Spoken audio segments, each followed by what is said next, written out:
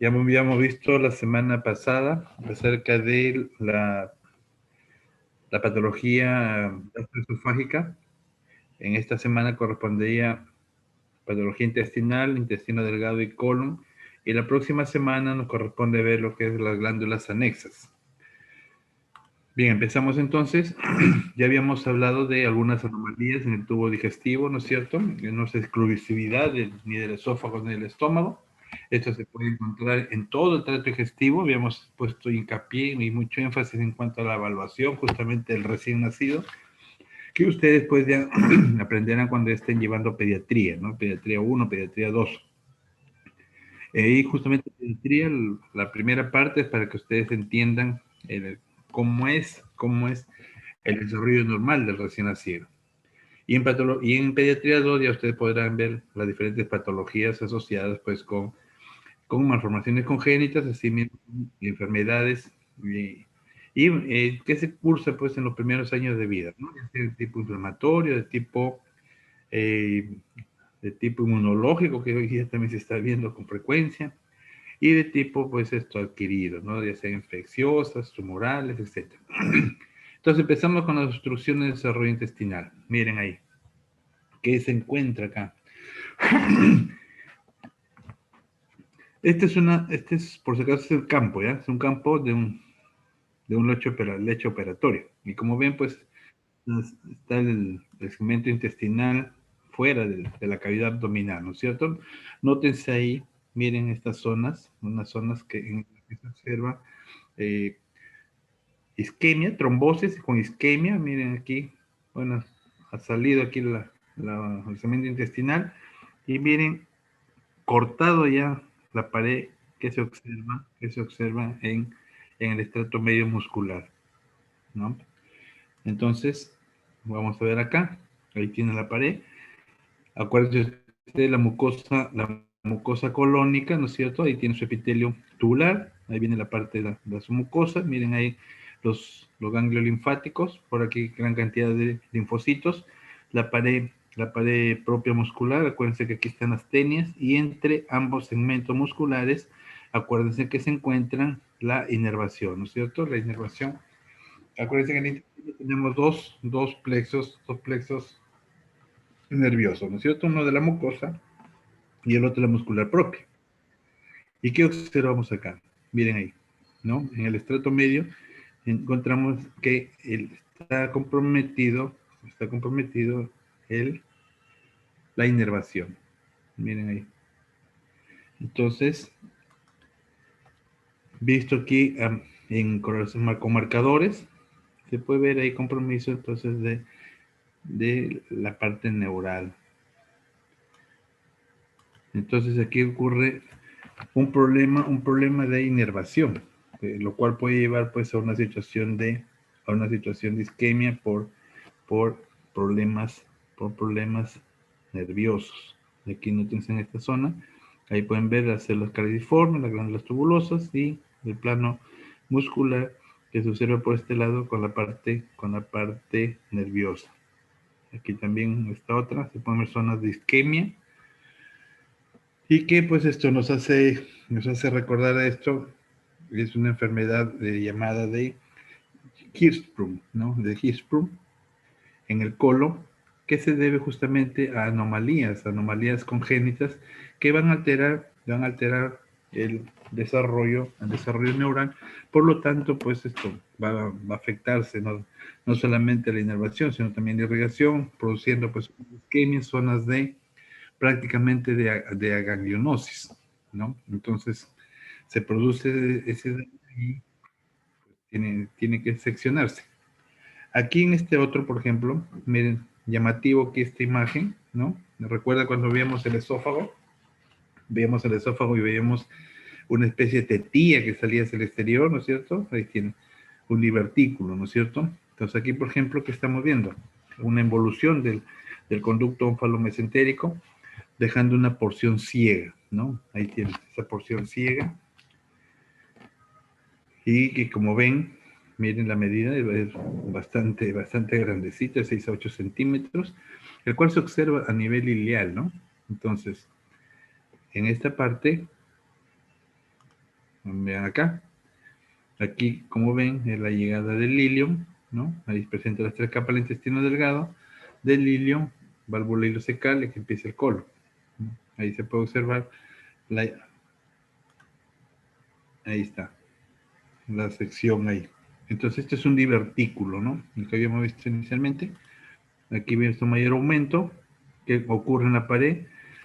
Entonces, como ven, hay un marcado infiltrado inflamatorio. Aquí miren cómo profundiza la cripta, pero está dentro de la pared. Y observando aquí las tres capas del intestino delgado y además de mucosa ectópica, ¿no? ¿Qué quiere decir mucosa ectópica? Que si estamos en el intestino, pues no debería haber glándulas tubulosas, ¿no es cierto? Entonces vamos a ver ahí, además, la presencia no solamente de glándulas tubulosas, sino también vemos ahí presencia de glándulas gástricas y pancreáticas, como pueden ver acá, células acinares. Entonces, la ectopia es la presencia de un tejido maduro normal en una zona que no le corresponde. Y ahí se puede observar en la pared el cambio justamente de la mucosa.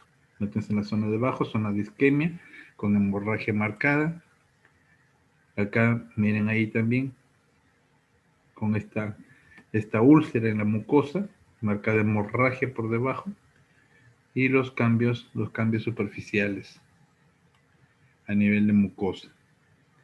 Entonces, el solo hecho que haya pues ahí tienen nuevamente, miren, ahí se observa claramente la ectopia, ¿no? La ectopia pancreática, y por acá algunas glándulas gástricas en zona intestinal que debería ser de vellosidades, ¿no? Entonces, este es un divertículo de Meckel en la parte distal del intestino delgado, también considerado pues como una anomalía congénita. Nótense este colon, ¿no? Y nuevamente, miren los divertículos. Normalmente no deberían ser así. Una sección de estas partes, ¿no? Una sección acá y tenemos esto. Ahí tienen el divertículo. Una sección acá y tenemos esto. Y como ven, lo peligroso de esto es justamente porque ahí se va a llenar de material fecal.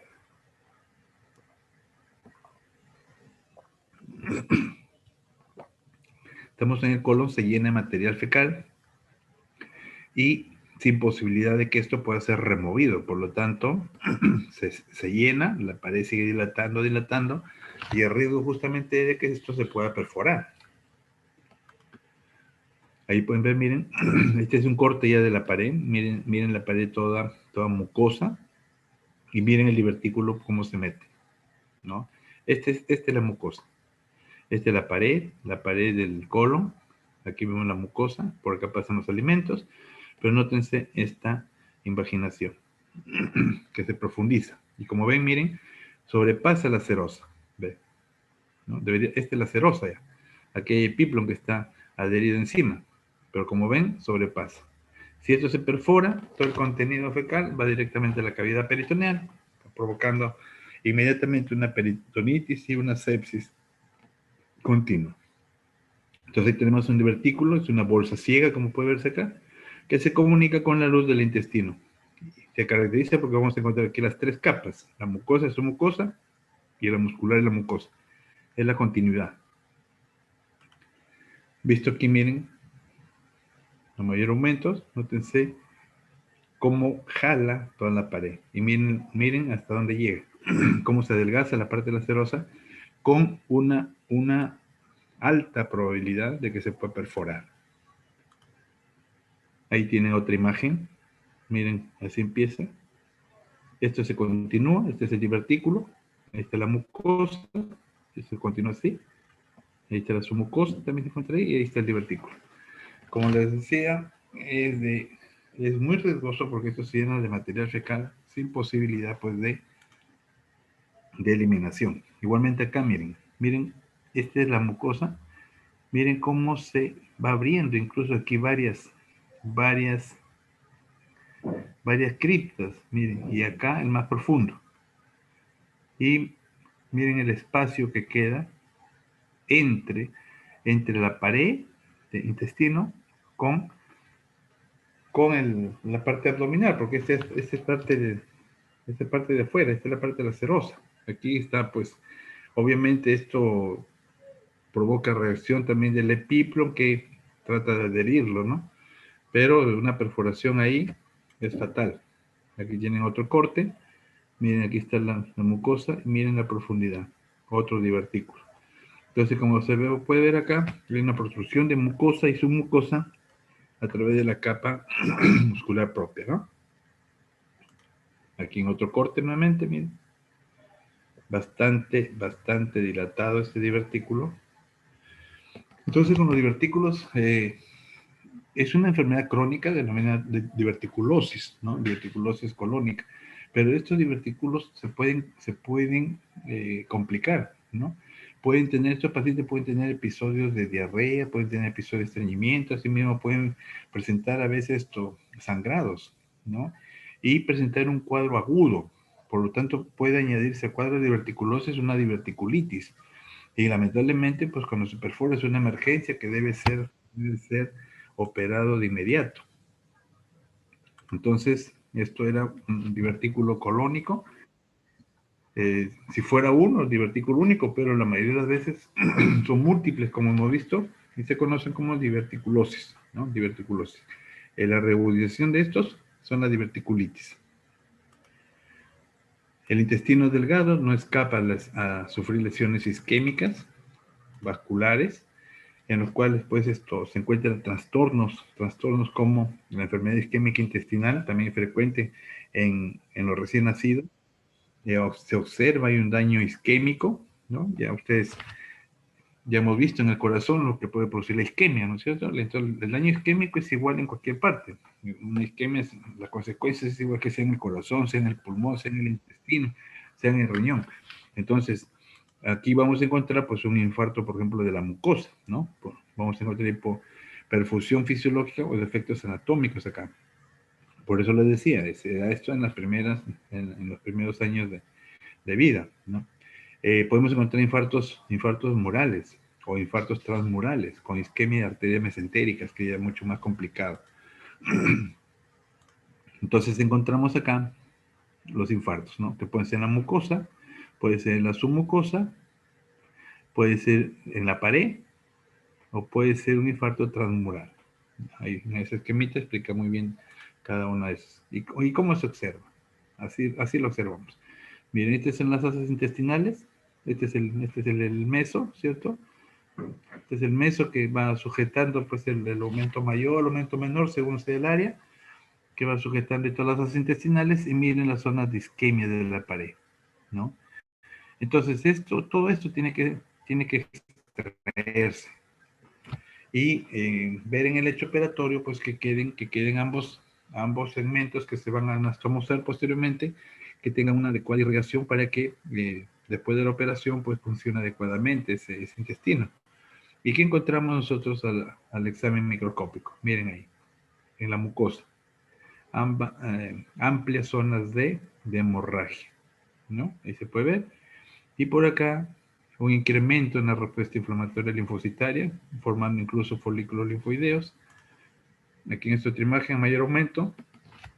Miren, la hemorragia es profusa. ¿Por qué? Porque al haber isquemia, al haber una obstrucción, pues va a haber cambios vasculares, ¿no es cierto? Y va a producirse, pues, la salida de los glóbulos rojos de las arterias del intravascular hacia el exterior. Y eso es lo que estamos ahí visualizando. Áreas extensas de hemorragia, miren ahí. Y como ven aquí, no solamente está en el epitelio, también está en la parte de la pared, ¿no? Está en la submucosa. Ahí en esta otra, miren nuevamente, submucosa en la parte epitelial. Entonces, como habíamos dicho, estamos aquí en una trombosis mesentérica, ¿no? Hay una patología intestinal debido a lesión vascular isquémica. Entonces, es una trombosis de la arteria mesentérica. Puede ser la mesentérica superior, inferior, iguales son el daño causado. Otro cuadro frecuente es la obstrucción intestinal. Y una obstrucción intestinal también va a llevar a isquemia, ¿no? Ahora, ¿Qué puede obstruir? ¿Qué puede ser la causa de que se obstruya el tránsito intestinal?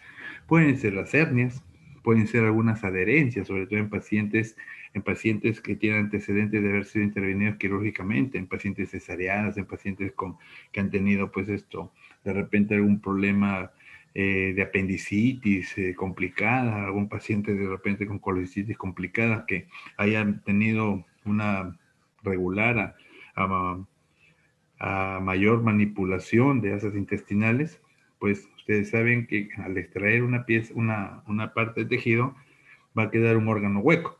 Y el organismo tiende a cubrir, ¿no? A tapar, a tratar de rellenar esas estructuras huecas. Para eso está justamente el tejido conectivo, el tejido de relleno.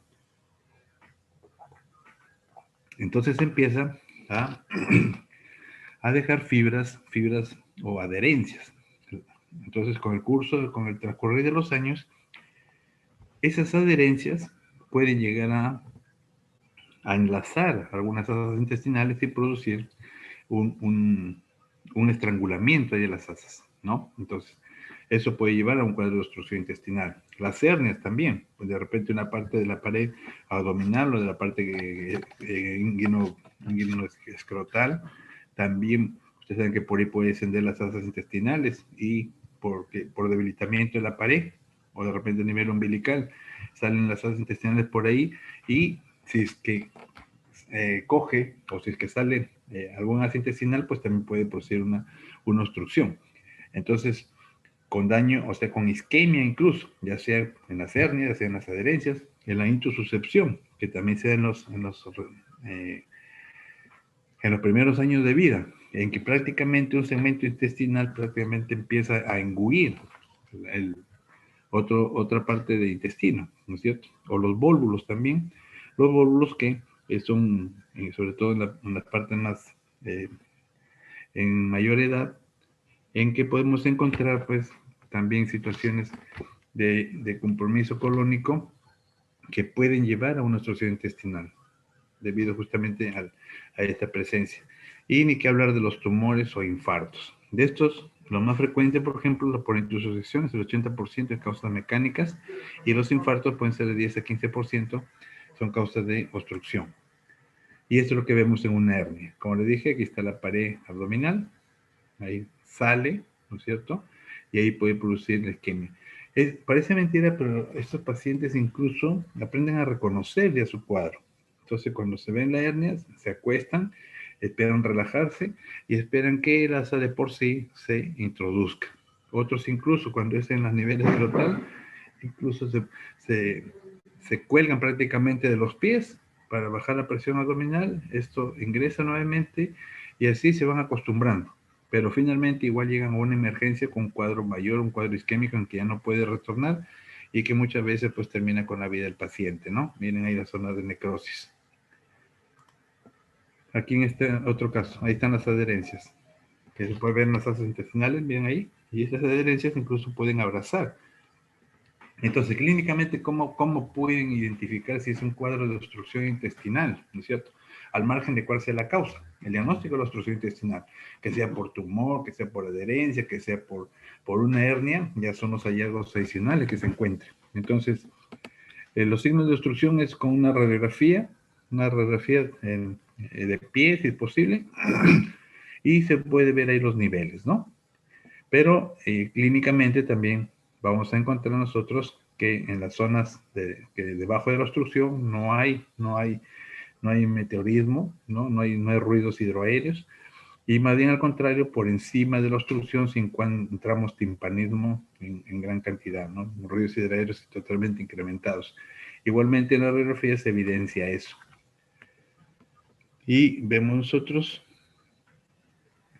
seguimos por acá, y vemos nosotros ahí incluso la imaginación que decía que se puede producir entre las asas intestinales, ¿no?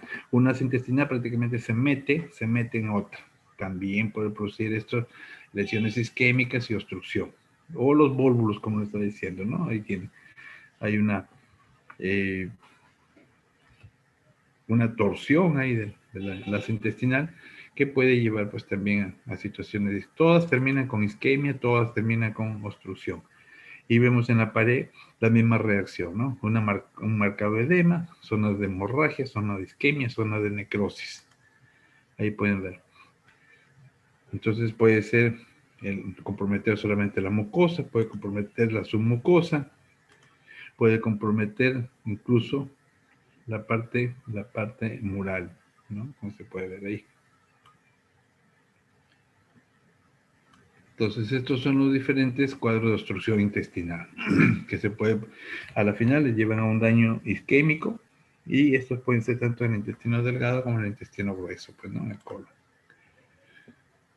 Otro cuadro también que se ve en la etapa adulta, sobre todo, es la enfermedad inflamatoria intestinal, el cual es el resultado de una respuesta inmunitaria local anómala contra la flora normal del intestino y probablemente contra algunos autoantígenos en individuos genéticamente susceptibles.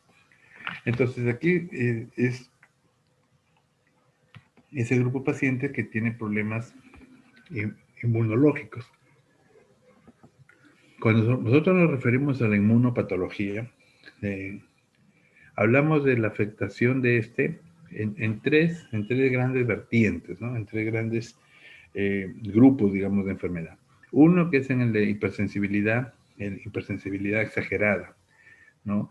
O reacciones de hipersensibilidad, que encontramos ahí, por ejemplo, el asma bronquial, las rinitis alérgicas, las dermatitis alérgicas, etcétera, etcétera. El otro grupo es el de las respuesta insuficiente. Entonces, una respuesta insuficiente del sistema inmunológico. De ahí tenemos, por ejemplo, el síndrome de inmunodeficiencia adquirida y tendremos problemas de inmunosupresión. Y el otro gran grupo es de las enfermedades autoinmunes, en que el organismo desconoce las estructuras propias, las reconoce más bien como extraña y las empieza a atacar. Entonces, generándose aquí autoantígenos para los cuales el organismo genera autoanticuerpos. Y en ese caso encontramos a este grupo de enfermedades que es de enfermedad inflamatoria intestinal. Y la enfermedad inflamatoria intestinal, como pueden ver en este esquema, puede afectar diferentes segmentos intestinales con las mismas manifestaciones o reacciones histopatológicas, ¿no? Aquí, por ejemplo, vemos en esta endoscopía, miren la pared, ¿no? Una marcada respuesta inflamatoria de tipo crónico, o pueden ver acá, miren, con zonas incluso hemorrágicas. Y hecho el corte histológico, miren ahí las zonas de hemorragia. Miren las zonas en que las criptas se profundizan y miren dentro de las criptas podemos encontrar material purulento incluso. Y debajo de estas glándulas, gran cantidad de infiltrado inflamatorio linfocitario, formando folículos linfoideos.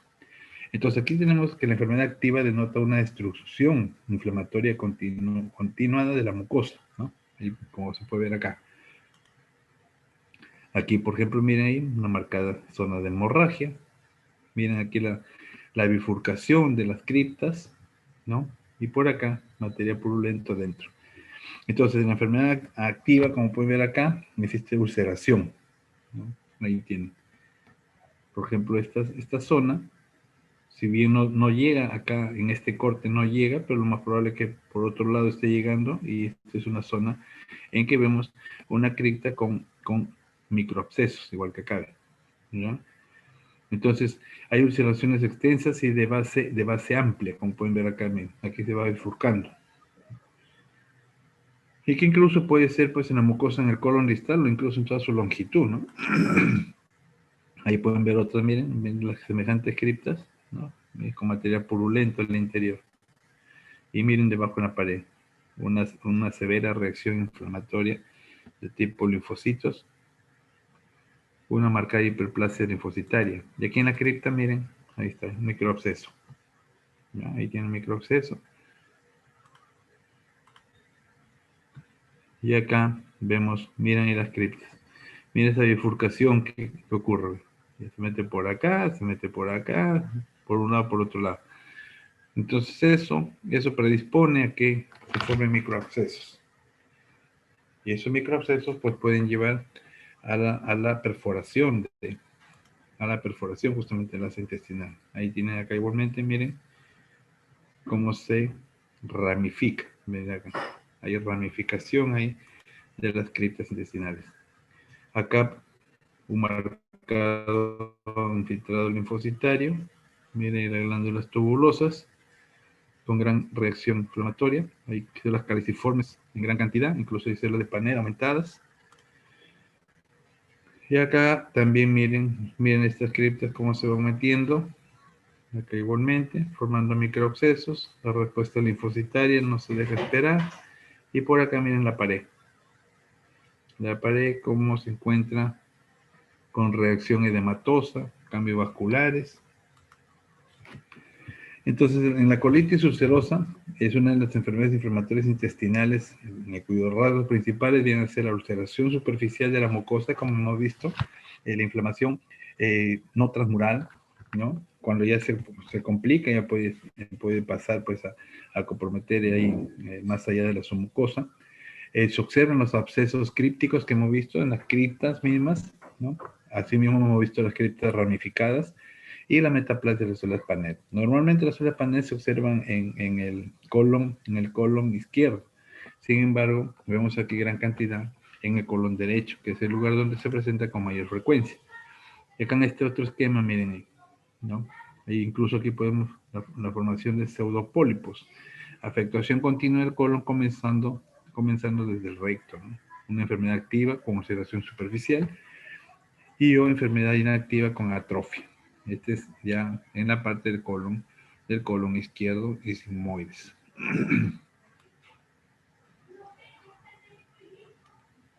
Entonces estamos aquí frente a una colitis ulcerosa, que es una enfermedad inflamatoria de tipo autoinmune, en este caso pues el intestino grueso.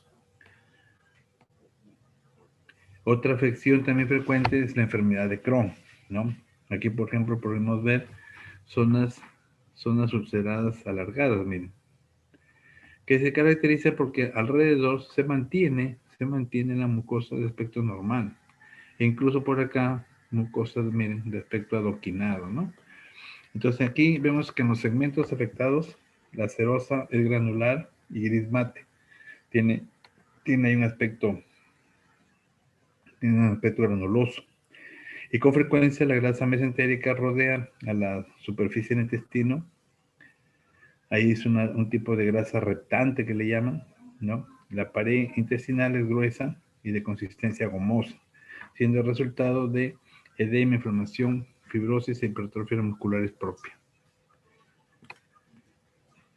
Y esto es lo que vemos en la enfermedad de Crohn. Aquí estamos en la mucosa, vienen zonas necrosadas, por acá algunas criptas.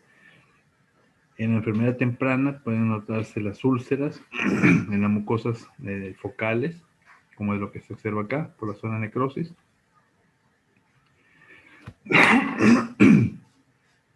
Que recuerdan a las úlceras por after.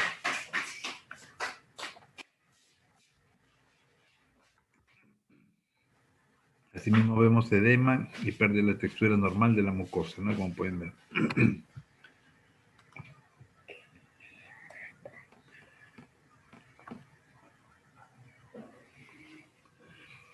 Acá en esta otra, miren cómo se ramifican las criptas y hay una marcada respuesta inflamatoria formando folículos linfoideos que prácticamente compromete ya la pared, ¿no? Entonces en la enfermedad, aquí vemos esta sección, por ejemplo, un marcado compromiso de la submucosa y ahí podemos ver en la parte inferior la formación de algunos granulomas también, ¿no? Aquí en este otro, miren, prácticamente ya ha sobrepasado aquí la submucosa, zonas de hemorragia y por acá formando algunos granulomas. Miren, ahí células multinucleadas gigantes formando granulomas, infiltrados linfocitarios, células epitelioides.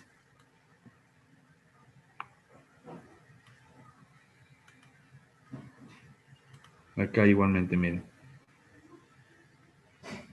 una marcada respuesta linfocitaria.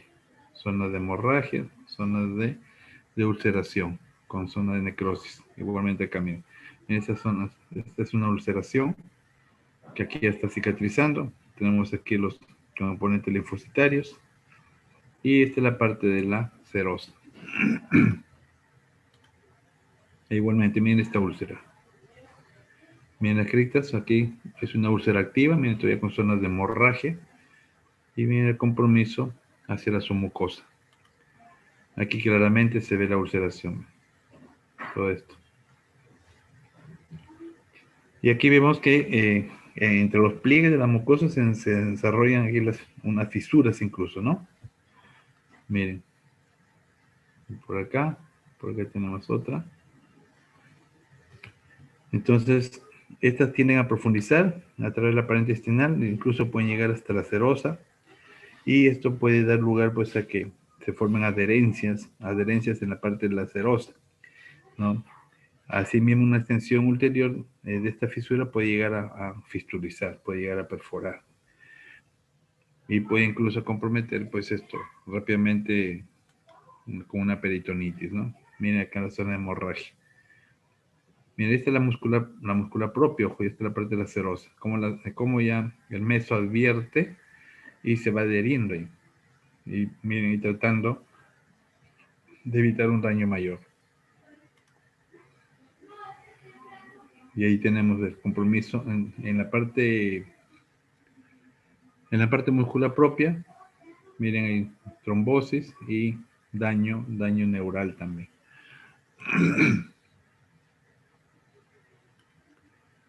Entonces aquí, en la enfermedad de Crohn, tener presente que los rasgos característicos que hemos podido observar son la formación de granulomas, ¿no es cierto? Pero estos granulomas, ojo, los granulomas que estaban en la submucosa eran sin necrosis gaseosa, ¿no? Se podía observar nomás la presencia de células multinucleares gigantes y la gran cantidad de granulomas. Los agregados linfoides que se ha podido ver, gran cantidad, una hiperplasia linfocitaria con incluso formación de folículos linfoideos. Las úlceras que también hemos podido identificar. Asimismo hemos visto zonas de fístulas y de fisuras sobre todo, ¿no? Las fístulas no hemos visto, pero ya sabemos que esas pueden evolucionar, pues las fisuras pueden evolucionar hacia una fístula. Y la inflamación transmural y la fibrosis que hemos visto, así mismo como la hiperplasia neural, ¿no? Con el daño neural también que hemos podido observar ahí. Entonces, esas son las características de una enfermedad de Crohn. Ahora seguimos con las neoplasias, ¿no? Las neoplasias benignas que podemos encontrar tanto en el intestino delgado como en el intestino grueso. Ahí tenemos, por ejemplo, una inflamación transmural, para empezar, lesiones, aquí tenemos lesiones salteadas, por ejemplo, una lesión acá, el resto del epitelio sigue normal. Y por acá podemos encontrar zonas de estenosis, ulceración y fisuras. Acá igualmente, miren, estas endoscopías, podemos ver algunos crecimientos epiteliales, ¿no? Miren ahí. Entonces ahí podemos encontrar hacia la luz las diferentes formas de crecimiento epitelial. Aquí esto es un epitelio normal, acuérdense bien. Por acá encontramos una enfermedad de Crohn y por acá encontramos una colitis ulcerativa. Esto es lo que hemos visto hasta ahora. Ahora vayamos a las lesiones tumorales del intestino delgado y grueso. Entonces, como les decía, se puede mostrar crecimientos epiteliales que pueden ser no neoplásicos, o sea, no tumores, pero igual se ve crecimiento epitelial, ¿ya? Entonces, estos crecimientos epiteliales, ¿por qué se dice que no son neoplasias necesariamente? Porque pueden ser crecimientos hiperplásticos, pueden ser pólipos amartomatosos, pueden ser pólipos juveniles, pólipos de Peters-Jäger, pólipos inflamatorios o pólipos linfoides. Entonces no necesariamente hay un crecimiento pues tumoral, pero sin embargo al examen endoscópico se observa ese crecimiento hacia el epitelio. Por ejemplo, esta imagen. Miren ahí, lo que se observa es un cuadro inflamatorio, por acá con algunas zonas de eritema. Miren ahí. Entonces, una marcada inflamación con edema, vasodilatación, ¿no? E infiltrado inflamatorio linfocitario. Y aquí pues estamos con un pólipo, ¿no? Un pólipo de tipo hiperplásico. Hay una hiperplasia nomás epitelial con reacción inflamatoria debido a que el organismo empieza a reconocer pues, esas células como, como extrañas, ¿no? Aquí, por ejemplo, tenemos otro, mire ese crecimiento hacia la luz. Esta es una endoscopía, ¿no? Pareciera un tumorcito ahí. Lo vemos, ahí está. Este es el crecimiento, aquí está el pedículo, miren, este pedículo que se continúa con el asa intestinal, y ese crecimiento que vence en la luz, se extirpa y sale todo esto. Entonces, por las características, miren, hay dilatación glandular, hay infiltración linfocitaria, hay vascularización marcada, pero sin embargo, el pedículo está libre, ¿no? El pedículo está libre, vemos aquí mayor aumento, miren, eritema, proliferación glandular, marcado en reacción inflamatoria linfocitaria, igual que acá.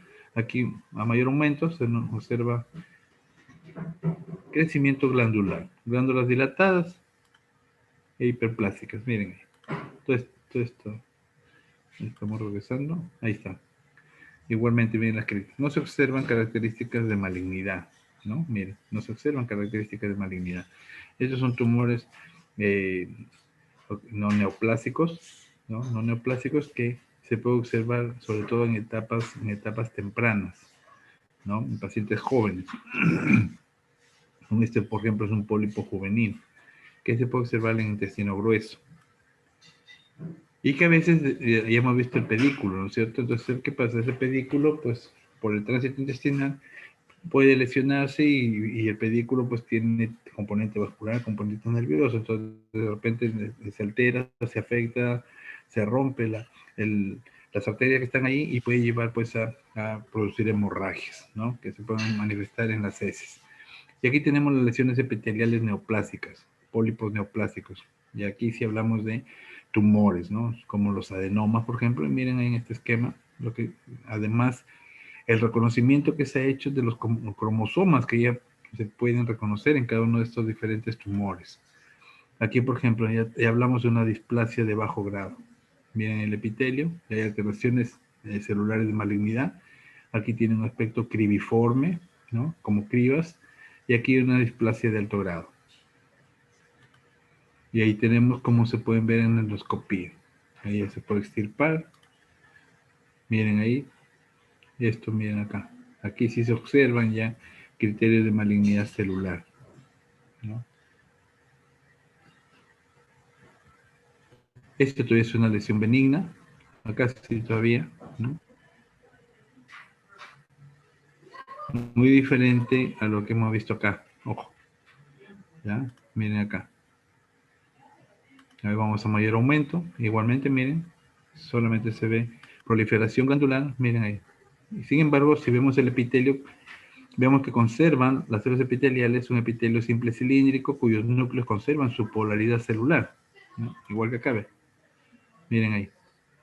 ¿No? Hay proliferación glandular, pero no hay mayor proliferación epitelial. Nótense acá. Aquí nuevamente, ya ven, miren, se ven uniformes, ¿no? Aquí nomás queda la apariencia de que hubiera una proliferación epitelial marcada, pero si uno evalúa más campos, se observa esto, ¿no? Entonces, miren ahí con algunos trombos incluso en los vasos sanguíneos periféricos, gran cantidad de calciformes, proliferación glandular. Igualmente aquí sí, ya hay una proliferación epitelial ya más marcada, ¿no? Pero sin embargo no predomina mayor implicancia o mayor atipia celular. Y esto es un pólipo adenomatoso tubular. Ahora, lo que sí es cierto que con estos pólipos hay que estar observando, ¿no? Porque estos sí pueden llegar a malignizarse, ¿no? Más aún, por ejemplo, si adopta estas características. Esto sí es un adenoma velloso. Y el adenoma velloso sí se considera incluso como una lesión precancerosa intestinal, ¿no? Ahora, lesiones neoplásicas malignas. Acá podemos encontrar lesiones neoplásicas malignas intestinales. Tenemos el adenocarcinoma y el carcinoma escamoso del ano. Otros tumores pueden ser los tumores de Guis o del estroma gastrointestinal, tumor carcinoide y los linfomas. Y ahí tenemos el adenocarcinoma de colon, ¿no? Neoplasias malignas que afectan por hombres y mujeres por igual. La etiología del carcinoma colorectal se relaciona más como por factores ambientales que genéticos y la edad promedio de aparición es 60 años. Las características microscópicas, 50% de todos los carcinomas ocurren en el área rectosimoidea. La gran mayoría de los carcinomas colorectales son polipoides o infiltrantes ulcerados y los polipoides se presentan como una masa voluminosa, con márgenes bien definidos y una clara línea oscura divisoria. Características macroscópicas: los infiltrantes tienen una superficie menos elevada y está centralmente ulcerado. Una variante particular descrita en la referencia bibliográfica japonesa es el carcinoma aplanado o deprimido. Y es importante evaluar en la inspección macroscópica si el tumor está confinado a la pared o si se ha extendido los tejidos pericólicos, ¿no? Si la invasión venosa está presente y si el resto del colon muestra otros carcinomas o pólipos. Y así como se puede observar. Miren este segmento intestinal donde podemos ver acá la ulceración, ¿no? Entonces aquí vemos un adenocarcinoma de colon, macroscópicamente son lesiones rojizas sobreelevadas, todo esto, y con ulceración central. Ahí pueden ver, miren esa ulceración. Y la característica microscópica de estos es que usualmente un adenocarcinoma bien diferenciado o moderadamente diferenciado secretan cantidades variables de mucina. Encontramos moco. Las células tumorales representan una combinación de células cilíndricas y células caliciformes, ocasionalmente con células neuroendocrinas. Mientras que el carcinoma produce una reacción más bien inflamatoria y desmoplásica en el tejido conectivo, más prominente en el borde del tumor. Las células inflamatorias, básicamente linfocitos, células plasmáticas e histocitos. Mientras que el tumor se puede observar invadiendo todas las capas del intestino y extendiéndose a la grasa pericólica, permeando espacios incluso perineurales e invadiendo venas. La invasión venosa es de significado pronóstico para la enfermedad. Los vasos linfáticos también se pueden ver comprometidos. Y viene acá un segmento de colon, ahí tienen. Ahí miren esta zona. Este es artefacto por si acaso. Este es un artefacto. Eso no cuenta. Vamos aquí a mayor aumento. Aquí sí se aprecia, miren. ¿No? Ahí tiene el adenocarcinoma a mayor aumento. Miren ahí. Entonces aquí tenemos un adenocarcinoma moderadamente diferenciado. Miren ahí se pueden ver las características de malignidad celular. Entonces es un adenocarcinoma moderadamente o medianamente diferenciado igual, ¿ya? Esto es lo mismo. Diferenciado de ampolla de Vater. Este en el caso del intestino delgado, duodeno, o puede presentarse en ampolla de Vater también. Y aquí tenemos una de colon. Ahí tienen una úlcera colónica. Igualmente encontramos, miren, la marcada atipia celular. Ahí podemos ver células tumorales, el estroma, y miren, hay zona de proliferación glandular. Ahí bien, células tumorales. Igualmente aquí la respuesta inflamatoria que no se deja esperar con zona de necrosis. Y vemos pues que tiene mucho que ver en el pronóstico del paso de la respuesta inflamatoria, ¿no? Ahí podemos ver, miren, semejante atipia celular.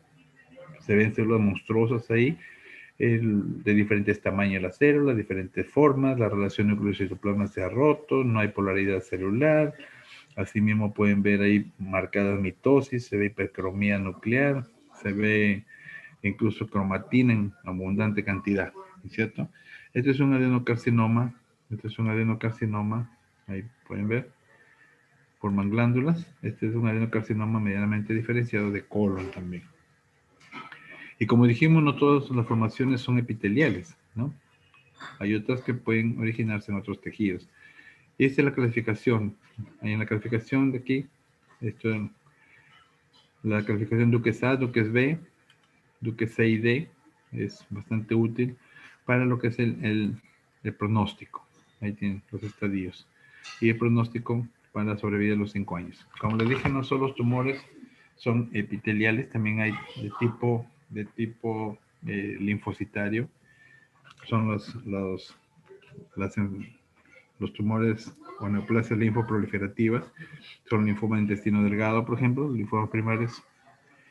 Se trata del linfoma no Hodgkin, la mayoría de linfocitos B y en menor grado linfocitos T, y puede afectar a adultos y niños, ¿no? Son masas tumorales más comunes en el ilio y presentan obstrucción y hemorragia. Ahí tenemos linfomas del intestino delgado que se pueden diagnosticar mediante una biopsia. Se reconocen las células y se hacen marcadores tumorales.